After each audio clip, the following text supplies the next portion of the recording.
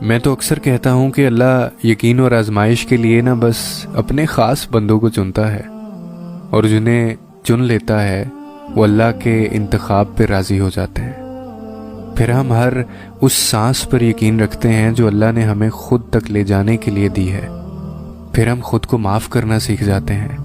پھر ہم اللہ کے فیصلوں میں اپنا سکون تلاش کر لیتے ہیں۔ اللہ تک ہم اچانک ہی نہیں پہنچ جاتے، بہت لمبا سفر طے کر کے اس تک رسائی ملتی ہے۔ جب ہمیں اڑان کا شوق ہوتا ہے تب وہ ہمیں منہ کے بل زمین پر گراتا ہے۔ پھر جب یقین کے پر زخمی ہو جاتے ہیں تو ان زخموں کو محبت کے ذریعے بھرنا سکھاتا ہے، کبھی اپنی رضا سے آزماتا ہے اور کبھی ہماری رضا عطا کر کے اپنی طرف لاتا ہے۔ وہ ہم سب کو مختلف ذرائعوں سے پرکھتا ہے، آہستہ آہستہ ہمیں اپنی طرف کھینچتا ہے، پروں کو نئی پرواز سکھاتا ہے، پھر ایسی اڑان سے نوازتا ہے کہ سارا زمانہ دیکھتا رہ جاتا ہے۔ اس کے جواب میں بھی حکمت ہوتی ہے اور اس کی خاموشی میں بھی۔ تم سنا کرو دل لگا کر جو وہ تمہیں بتانا چاہتا ہے۔ مجھ سے زیادہ بے یقین شخص شاید کوئی نہ تھا۔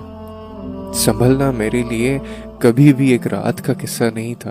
نہ جانے کتنی دفعہ میرا یقین توڑ کر اللہ نے مجھے خود پر یقین کرنا سکھایا۔ بے شمار نیند سے خالی راتوں کے بعد پرسکون نیند میری زندگی کا حصہ بنی۔ ان ان گنت آنسوؤں کو مات دینے کے بعد میں نے مسکرانا سیکھا، اور آج میرے ارد گرد رونقیں ہیں۔ تو میں نے وہ وقت بھی دیکھا ہے جب میرے آس پاس کوئی دوست نہ تھا، کوئی ایسا شخص نہ تھا جو دو بول بول کر مجھے بہلاتا یا مجھے سنتا۔ تب بس اللہ تھا میرے پاس، اور سب نے مل کر جب مجھے گرایا تھا تب صرف ایک ہاتھ تھا جو میری جانب بڑھا تھا، اور وہ اللہ کا ہاتھ تھا۔ اللہ نے مجھے صبر کرنا سکھایا، اللہ نے مجھے محبت کرنی سکھائی، اللہ نے مجھے سجدہ کرنا سکھایا۔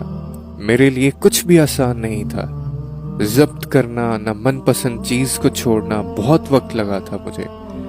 یہاں تک کہ اس کی حکمتوں پہ آمین کہتے بھی بہت وقت لگا تھا مجھے۔ اللہ کے فیصلوں میں راضی ہونے پہ بہت وقت لگا مجھے، مگر میں نے ہمت نہیں ہاری، اور آج مجھے اس ذات پر اتنا یقین ہے اور میرا دل اتنا مطمئن ہے کہ جو تب تھا وہ امتحان تھا، اور جو اب ہے وہ میرے صبر کا صلہ ہے، اور جو آگے ہوگا وہ میرے حق میں بہتر ہوگا۔